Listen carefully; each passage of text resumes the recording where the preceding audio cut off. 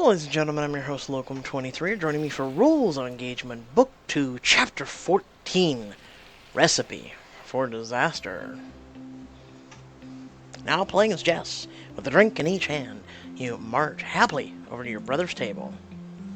Whoa, isn't it a little early for the hard stuff? Alex, we already talked about this. We're celebrating your birthday all week. And when you're the birthday boy... It's always drink o'clock. Alright, lay it on me. Why not a Jaeger bomb? Oh boy, that's gonna leave a dent. Bottoms up! You clink glasses. Dean walks over with an appetizer plate. Olives and orange slices for the lady. Like I told you, she had a horrible taste. Interesting choice. By the way, peanuts and chips too tame for you? What can I say? I like a little flavor in my life. Dean chuckles and heads back towards the bar. And that's probably the only lines he said in about 6 chapters. Olives and orange slices? That reminds me of Mom. She ate that exact thing when she was pregnant with you and Nicole. It finally dawned on her, didn't it? Did she ever get morning sickness? Yep. For a while, I even convinced Katie that Mom was possessed, like the girl in The Exorcist. Oh, no. Now what's wrong? Alex, what if I could be pregnant? At least let me finish my drink before you say something like that? Have you taken a pregnancy test? No, but I think I might be. I'm a little late. Okay, let's take this one step at a time. First, you shouldn't have that. He plucks your drink out of your hand. Second, would you feel comfortable taking a test if I got you one? Yeah, I think I could do that. Don't worry, we'll figure this out. Remember that time in 1st grade when you put a bead in your nose and it got stuck? We got that sorted out. We can sort this out. Dude! A little different. Thanks, Alex. I should get going. I'm already late for my shift. Understood. Try to take it easy if you can. A few minutes later, you walk into the frantic scene in the Nomad kitchen. I need those lobster tails now. I don't care if you have to go to Maine to catch them. Coming through. Could you let me by with these platters, please? What do you mean? You broke the last tureen. Where's the rest of this order? The soup-obsessed guy will go left on me if I bring out a salad. And I thought I had 0 chill today. Just then Mira spots you. Jess, where have you been? I fell overboard. Had a personal emergency. Forgot to set my alarm. Had a personal emergency? I'm sorry late. I know the Michelin critic's coming tonight. Something big came up. Mira appears skeptical first, but upon seeing the genuine turmoil in your eyes, she softens. Well, he's here. The critic, that is. And do you think you could go out and take his order? Of course. This is our moment of truth, Jess. I need to be able to count on you. Mira's stern gaze remains on you as you hurry toward the dining area. Upon entering the dining area, you notice a distinguished-looking man sitting alone. Oh, Sam. Don't mess this up, Jess. Good evening. Welcome to Nomad. Felix? He smiles faintly and waits for you to continue. Tell him about the specials? Wait patiently. Tell him about the special. For tonight's specials, we have the chicken kenzie in a saffron morel sauce, as well as scalloped sauteed, delicately sauteed scallops with sunchoke puree and maple roasted apples. Elegantly described. I like the combination of novella cuisine with a tried and true classics in particular. You greeted the food critic appropriately. We aim to please every type of customer. In any case, we'll be trying the regular fare this evening. I'll have the butterflied branzino and a glass of white burgundy. Branzino, okay. Excellent. Can I bring some bread out to you? I'll do without, thanks. I'm gluten intolerant. Will that be a problem? Modifications can be made. I'm glad to hear it, and much appreciated. Of course, sir. You offer your best reassuring smile and hurry back to the kitchen, with your nerves still on edge. While entering in the order, you carefully note that the food critic's dietary restrictions. Afterward, you lean on the wait station and try to calm yourself down. I can't believe I might be pregnant. I don't even know whose it would be. Jess, what's wrong? I'm just tired, hungover, kinda stressed. Yeah, the food critic here. It's been a war zone in the kitchen. You know, Carter, I wanted to ask you something. Shoot. Have you ever thought about having kids someday? Kids? Ain't nobody got time for that. Really? Do you never want a family?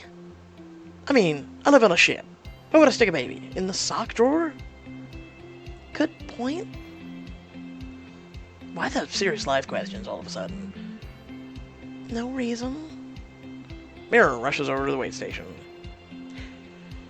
Jess, we'll need to add flourless chocolate cake to the dessert menu for a gluten-free option. We'll set it at $9. Do you think you could get a new set of menus printed up? Sure. Is that office open? Blake's in there. Thanks, Jess. She whirls back towards the kitchen as you head for Blake's office. I don't know if I can face him right now. You hesitate at the door when it abruptly opens. Jess, everything okay? Chocolate, gluten cake, gluten cake intolerant. What? No, I mean, sorry, flourless chocolate cake. We have to add it to the dessert menu. None of those were an option, by the way. Come on, and sit down for a second. He steps back inside and holds the door open for you. You alright? Sorry, I've been weirdly dizzy all day. Something's on your mind. Maybe? Jess, you threw up the other day. Now you're dizzy. I've seen you snacking on pickles and chocolate in the kitchen. Are you pregnant? I officially can't take today. No, I'm not feeling good. I know the critic's here, but I should probably... Seeing you on the verge of tears, Blake steps forward to embrace you. I think I might be. Blake steps back and looks into your eyes. Okay. Okay? Have you taken a test to confirm it? No, not yet. I know you probably have a lot to think about right now, but I'm here for you. You can count on that. I don't know if I'm ready to face everyone yet. You just need a minute. Let's go. Get some fresh air. But we need a new dessert menu printed up for the critic. I'll take care of that. We have plenty of time. He hasn't even been served his main course yet. I want to show you something that helps me when I've got a lot on my mind.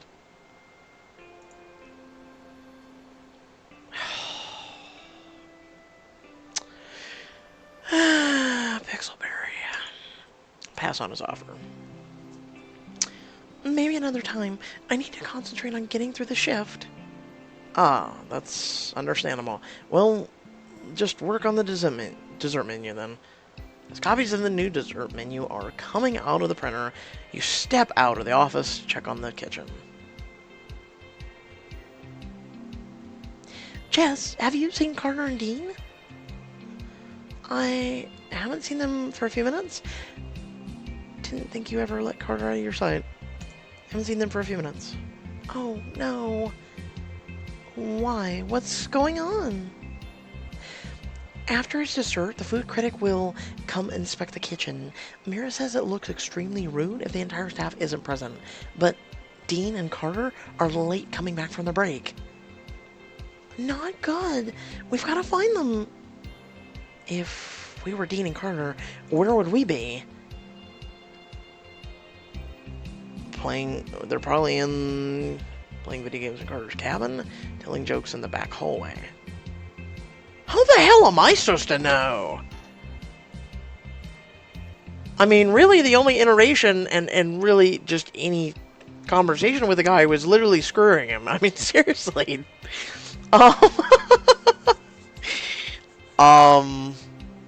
Telling jokes in the back hallway? I hope you're right. The two of you exit the kitchen through the back entrance. Voices can be heard from around the corner. I used to be a comedian. Ask me why I quit. Why'd you? Timing. Nailed it. Working hard, guys? You're needed in the kitchen. Oh, we just got on a roll with our dad joke contest. You're going to be off a payroll if you don't get your butts in gear. Nice, Tina. Alright, Carter and I know when we've been beaten. The four of you head back to the restaurant. When you return to the kitchen, you find Mira, Blake, and several staff members gathered around the food critic. Ah, here they are. Alejandro, I'd like to introduce you to Jess, Tina, Carter, and Dean. Good to meet you all. I must say, the service you provided tonight was outstanding. Pleasure was ours. Of course. It was nothing. Honor to serve you, sir. This is actually the first restaurant I visited aboard a ship. I've observed that there are certain difficulties created by constantly moving from place to place. We do try to minimize the impact of travel on what we can offer our customers. To be frank, your efforts may not be enough. Okay. Per our standards, I can take a restaurant's location into consideration. If my colleagues and I do happen to rate or recommend Nomad, it will be due to exceptional performance alone. I see. As it should be. You'll be notified of the decision in the next few weeks. Thank you for having me. The food critic nods crisply and departs. Well, that was for Shishol? We don't know yet what the food critic... It's abundantly clear that he didn't like Nomad, Blake. You'd have seen that if you were remotely aware of what goes on in your own restaurant. Now, wait a minute. That was our one shot, and we squandered it. What a colossal waste of time. In fact, I'm done with this. Mira strides out of the kitchen, allowing the door to slam shut behind her. The rest of you stand in stunned silence. Why did I come back to work today?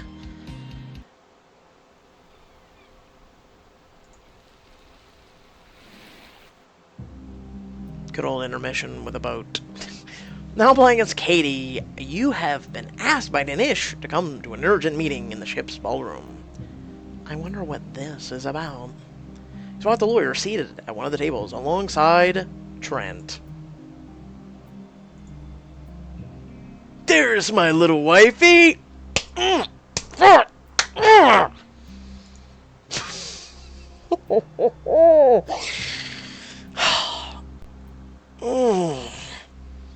Trent, I'm not about to sit down next to you.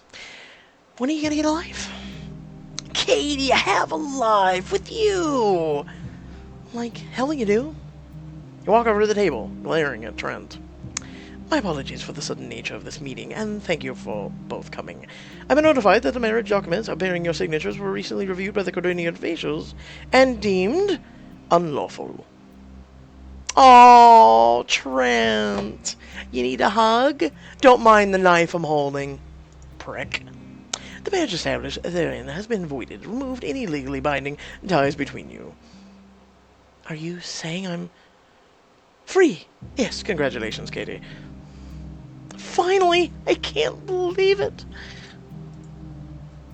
But I worked so hard to get those papers. Trent? Now we can both move on. Did you really think that trick would work? Mess with it again, and I'll break both your legs. Don't be ridiculous, Katie. Just try me. Dinesh hands each of you a document detailing the annulment of the marriage. That's all I have to discuss. Thank you for your time. Dinesh smiles cordially before turning toward the door. As you move to follow, Trent throws himself onto his knees in front of you. Katie, please! Please don't go! There's a wounded, desperate look in Trent's eyes, unlike anything you've ever seen from him before. I've never loved anyone like I love you, Katie. Then how could you do everything you've done? How could you cheat? We both made a lot of mistakes. If anything, I hope you remember that we had something special. We spent 5 years to get there, Katie. 5 years. Memories of your relationship with Trent began to filter through your mind. Yeah, I messed up, but we went wrong long before that. Don't you remember what had happened? Of course. I remember what went wrong. Why don't you tell me your version? Oh, excuse me. Why don't you let me tell you my version of events? There's so much I want you to know. Did you ever wonder how you end up engaged to the dastardly... I love that name. You'll see the hidden side of Katie and Trent's relationship in this special flashback that probably no one really gives a damn about, and you might even get a chance for a little bit of payback. Try to block him from my memory. You stride toward the door, leaving Trent in the throes of his despair. This isn't over, Katie. You've not rid of me. Mark my words.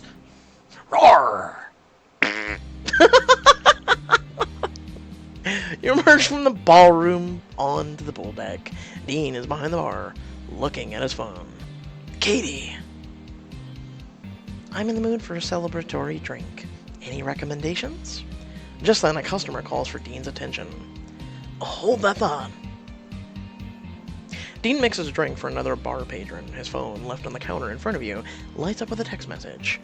It's from Trent's number. Things didn't go as planned. We need to talk. Alright, beautiful. What will it be? How about an answer? You hold up the phone with Trent's text still glowing on the screen. What didn't go as planned? Katie, I know this looks bad, but I can explain. Why is Trent texting Dean? Is Jess actually pregnant? Keep playing to find out. Oh, so that was super short. Not super short. We've seen super short. That happened like last week or so. Did I or did I not call that Dean would be, and if anyone watches my recaps, by the way, we all kind of foresaw that Dean was going to be entered into this one. Now, didn't I? Okay. So, yeah, I called that. You know, I'm really good at this. And let me get out my fortune-telling ball here. I see you subscribing to my channel. Alright, so I hope y'all did enjoy the video. Feel free to like, comment, share, and subscribe. Keep in mind that Royal Romance will be coming out this Friday. And I don't know if they'll be releasing a 5th book this week, since Freshman is now done. They're not gonna... I doubt they're gonna immediately release Freshman back out. I do know they are working on Endless Summer Book 2. I do know they are working on Most Wanted Book 2. So it's really hard to tell. And there may even be a completely random book at this time. I don't know.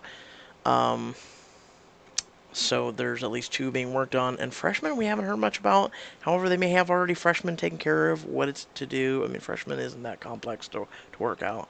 I guess we'll see. Feel free Because when videos go live, I always update all of my social media links down in the description below. You can follow any of those that you wish to. And also, if you do enjoy the content, there are 2 links in the description as well. You can support my channel that way if you would like. It would be much appreciated. And until next time, stay well, stay awesome, and I'll catch you all on the next video. Peace.